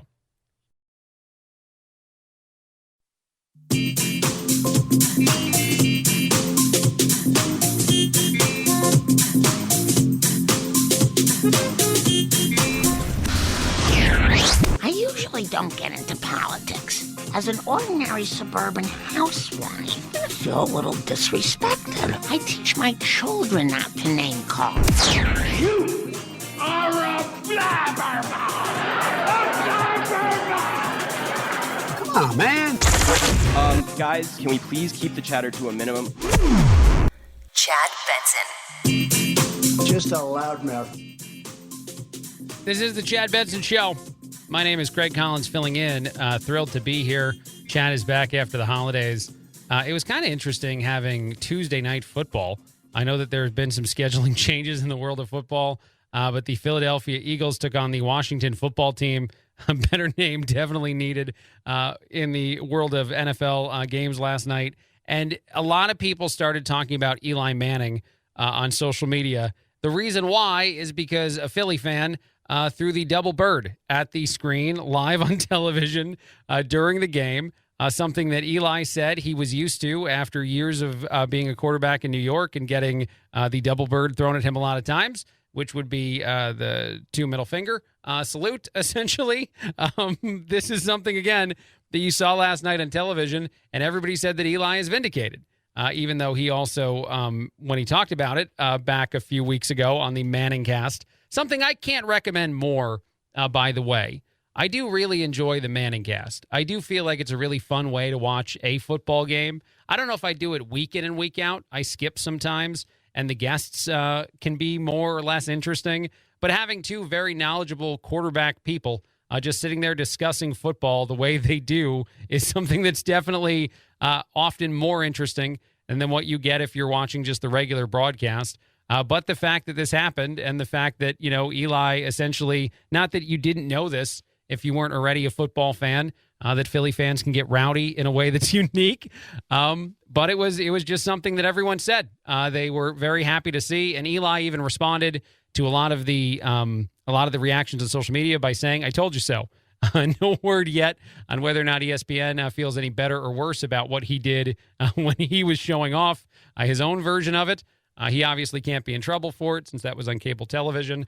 But it was a funny moment in an otherwise interesting, kind of just watching football on a Tuesday. All right, moving on. This other story in the news I thought was pretty interesting. The Spider-Man movie crushed at the box office.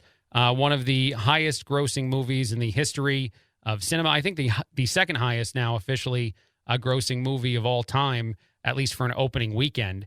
Which is fairly significant considering all the stuff that is or isn't going on, or all the stuff you may or may not be concerned about based on who you ask as far as coronavirus and whatnot goes. But this other story is kind of super lovely, too, in my opinion, about Tom Holland, the actor who plays Spider-Man in that movie. He had promised a young kid, this young child, that he would take them to the set of Spider-Man and give them the day of their life. The kid had been attacked by a dog and had kind of a newsworthy bad experience there. And apparently Tom Holland made good on it. And this recently hit the news. The kid got to go to a set for a Spider-Man. I think it's this Spider-Man movie, No Way Home. Got to swing around on some of the Spider-Man-like things with the star of the movie, Tom Holland, and got to just really feel like an incredible superhero in their own right. And this is the kind of thing that this, actor was doing instead of anything that I guess makes us very mad. This feels much more like a valuable holiday story, in my opinion. The family did say that when they arrived on set, they were a little unsure of what to happen, and maybe even the kid was a little apprehensive because if you've ever, been around a child that you don't know, they usually are a little worried. But once you pulled the curtain back, is what they said, of everything going on as far as creating the movie and that Tom Holland was playing the character of Spider-Man and very friendly with them. It was an absolute blast. The entire cast and crew made our kids feel like stars, according to the family. They don't just act the part of friendly neighborhood heroes. That's what they truly are. It's a really cool story, in my opinion. And actually, you know what? One more. I'm going to do another heartwarming one because I can't help it. And it does not start heartwarming. That's for sure. So there was a infant that was abandoned in India, which is just awful. But recently, this made news because that infant wound up being protected and warmed by a group of stray puppies. That's right. A group of puppies went up to a baby that was just abandoned in the street, huddled around the baby to keep it warm long enough for authorities to find it and save the child. The child is now actually adopted and happy, of course, and I assume going to have an amazing, incredible life. And I guess what's even more important about this story, as mentioned here, is that in this place in India, a lot of the stray dogs are not terribly friendly.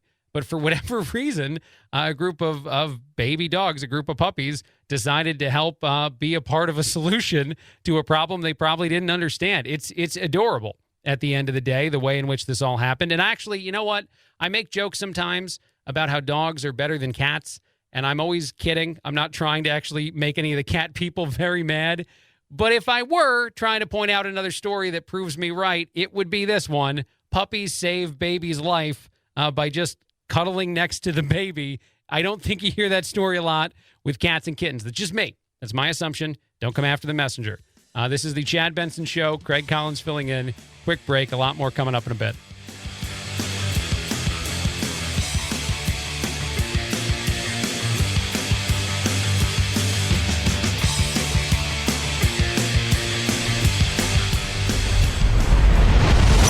The Chad Benson Show.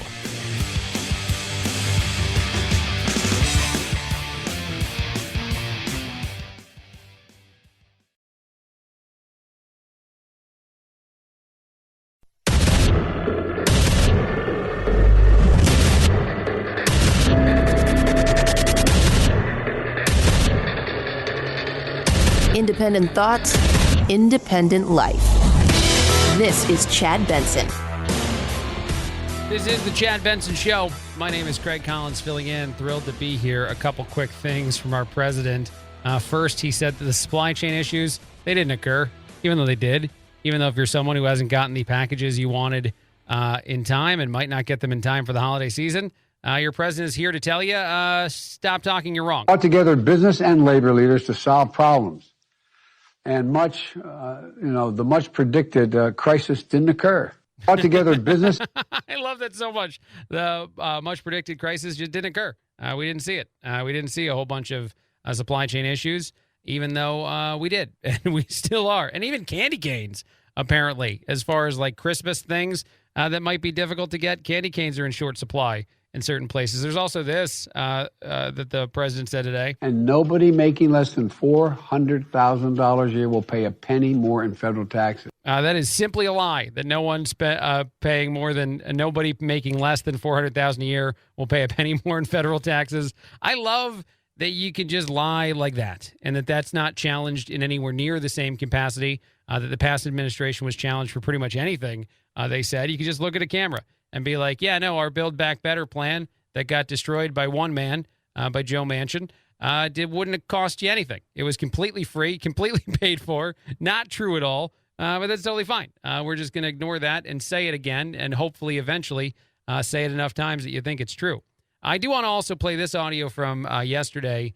This is Biden giving credit to former President Donald Trump for the creation of the vaccines. Something that he was, attacked for not doing until this moment. And this is after the former president, Donald Trump, had talked positively about the vaccines, too. It is interesting to compare this to what's going on to Joe Manchin, because right at a time when Democrats seem to be infighting to a degree that they'd like to sacrifice one of their own, and actually Republicans are pretty open to the idea of bringing Manchin into the fold if he's into it. Mitch McConnell and several others have said the water's warm over here. You also have this taking place where both the president and the former president are speaking somewhat highly of at least this one aspect of one another. Trump even today said that he appreciated and was surprised by the mention that his administration was behind the vaccine. Look, let me give it to you straight again. Omicron is serious, potentially deadly business for unvaccinated people. Let me be clear.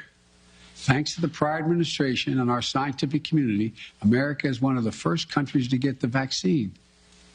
And thanks to my administration and the hard work of Americans, we led a rollout that made America among the world leaders in getting shots in arms. And getting shots in arms. We made America among the world leaders, even though we still yell at everybody who didn't get a shot in an arm here in this country, even though and that's actually a pretty valuable point that the President Biden, didn't even intend to make, is that it is not unique to our country that a percentage similar to the people here in our country don't want to get the vaccine.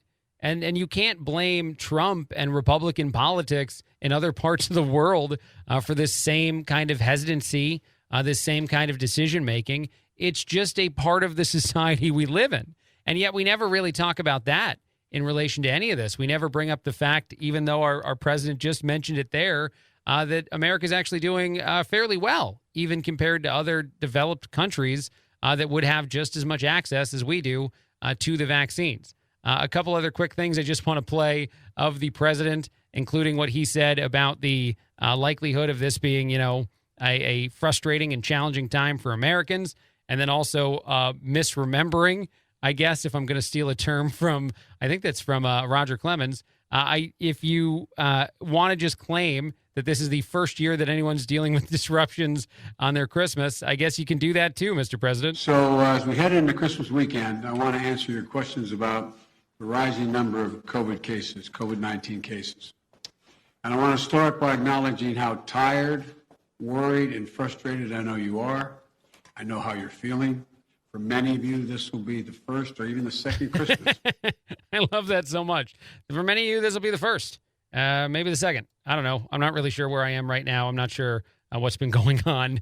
But no, it'll definitely be the second, or maybe not. Maybe you just won't listen to any of the stuff that's being thrown out there by this administration about how to not live your life the way you should. And also, I guess, revisit this, the Lori Lightfoot announcement that Chicago's requirements are now as nuts as some other parts of the country, and you're not going to be able to live your life. And I will continue to refer to the ridiculousness in one of the things she says here because of how she describes taking away your ability to go out and do things, to go be inside businesses and stores, to go live your life. She thinks that's just an inconvenience. If you have been living without having a vaccination, it's time for a change.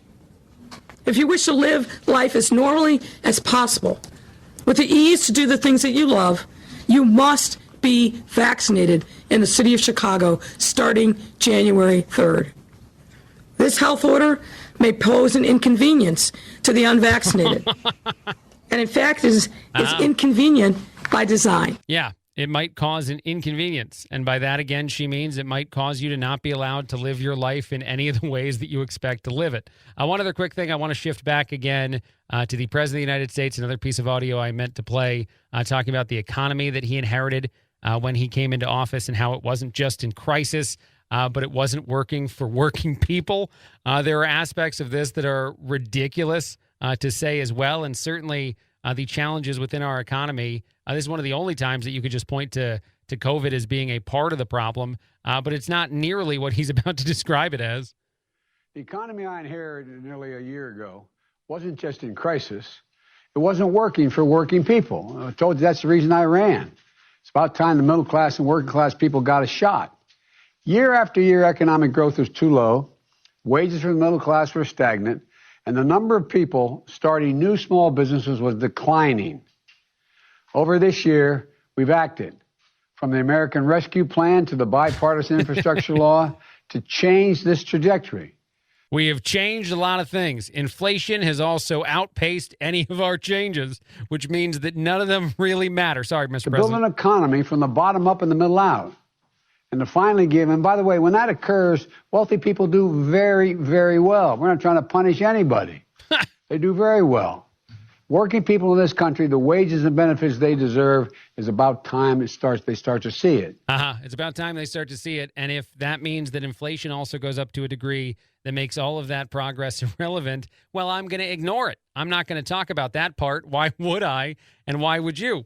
I love the fact that this continues to be the message, and the Build Back Better agenda is something that I don't think is going to be completely given up on anytime soon by Democrats. But it is something that I've seen take after take now, where it seems like maybe just accepting the loss is a better road to go than this road, and this version of weird, touting of not necessarily the successes you want to claim them to be. And actually, I keep thinking of a conversation I have with a young guy that I work with, saying how, the Great Resignation, all this stuff might eventually cause these changes in our society to be valuable. And when you have, wages going up to $15 an hour, or I guess a bunch of employers struggling to find employees, that maybe some of those conditions improve, or at least the paychecks improve. But there are always ways, in my opinion, and I always say it back to him, that society and certainly the world of business recovers from the likelihood of new losses or new struggles. And that is certainly reflected very simplistically. It's a very obvious, very basic kind of conversation we're having by inflation itself. So when you take these sort of, congratulatory moments for yourself to say how much you've, changed and benefited us, you seem to be, Mr. President, very much failing to see the world we're actually currently in right now, or maybe the way in which some things are fine in the world of the economy, and yet other struggles have really not changed at all. It's just weird. It's just odd, and it'll continue to happen, I'm sure. It'll continue to be a talking point that tries to get more people on the other side, or I guess just one person on the other side of the aisle in the world of the Build Back Better plan, but it's disingenuous to say the very least. Before I take a break, I also want to touch on this. Leonardo DiCaprio is selling his old New York City bachelor pad. The price used to be $10 million. Now it's dropped down to $7.5 million. It's a 3-bedroom, 2.5 bathroom, 3,600 square foot bachelor pad located in the heart of New York City. I don't think I'd ever want to live in Leonardo DiCaprio's bachelor pad. I'm just being honest.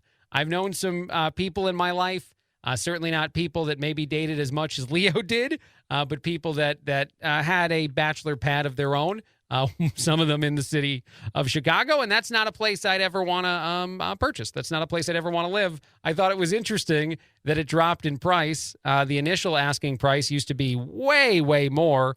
They once asked $50 million for a bachelor pad similar to this penthouse tripleplex, but now it's 7.5, and I would argue, and I don't know if the real estate agents will appreciate this, that Leonardo DiCaprio is going to leave an impression all over that place. And that's something that, for that reason, probably a lot more buyers are out. At a time when real estate is booming and people are buying up all kinds of properties, you can't seem to sell the Leonardo DiCaprio bachelor pad. And I guess all I'm trying to say is I'm not that surprised. A quick break, a lot more. Craig Collins filling in on the Chad Benson Show.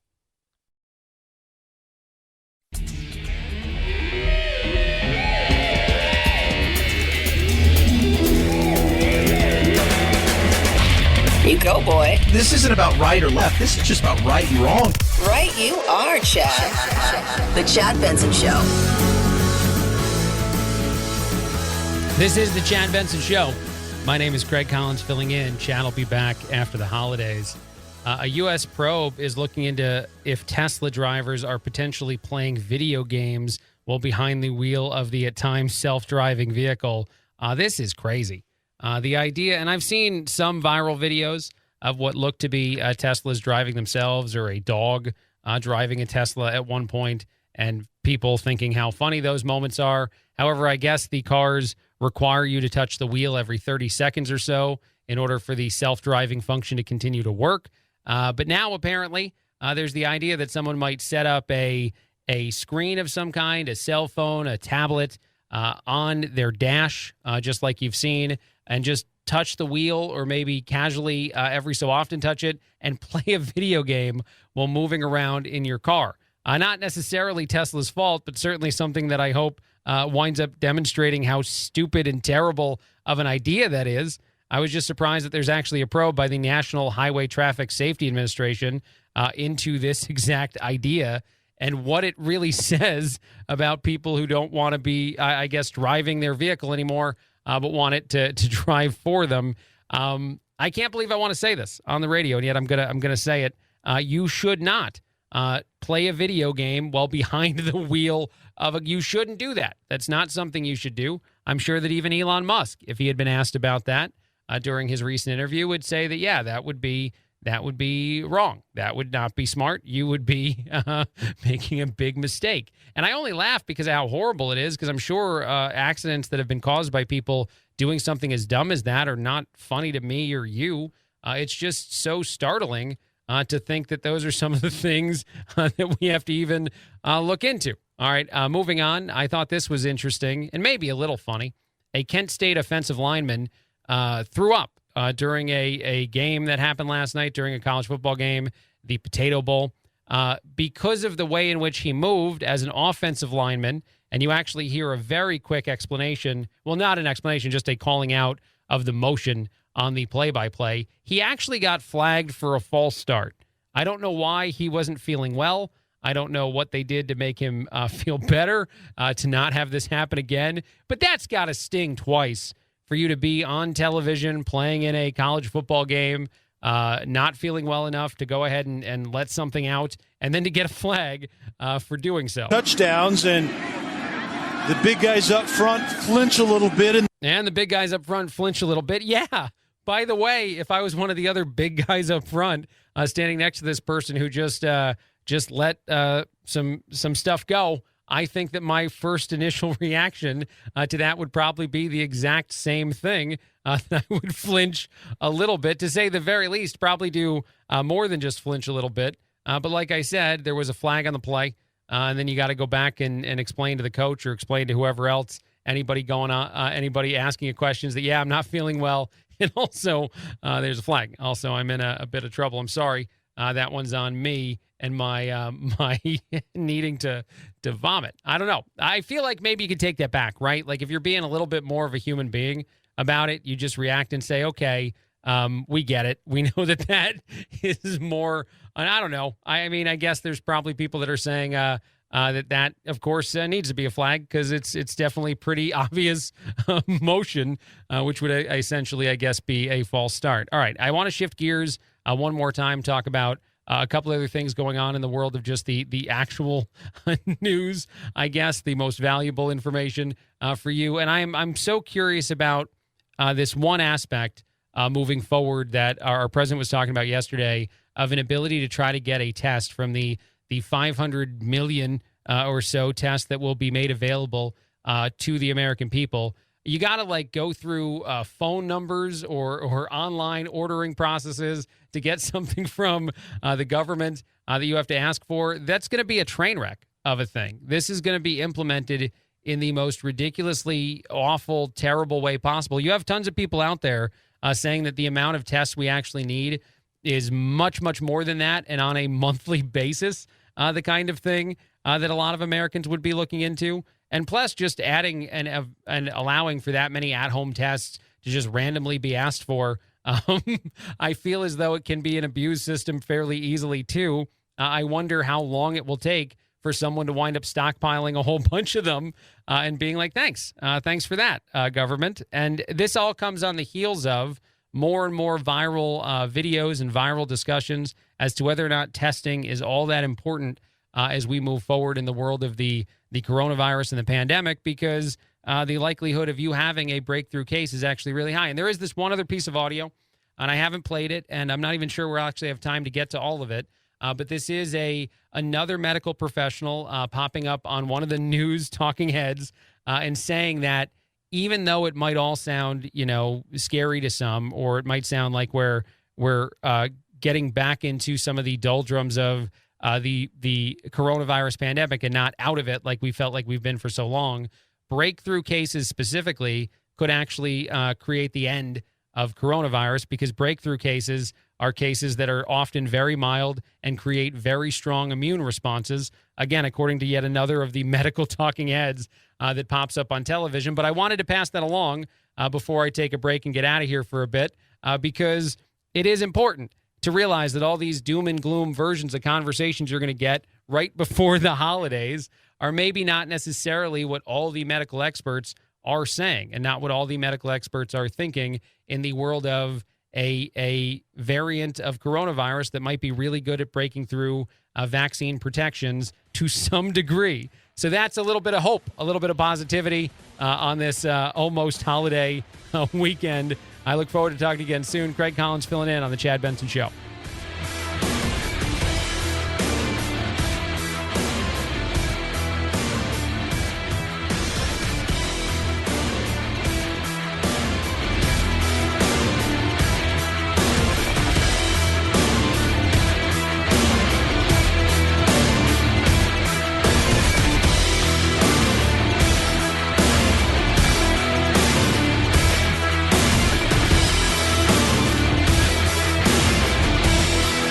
This is the Chad Benson Show.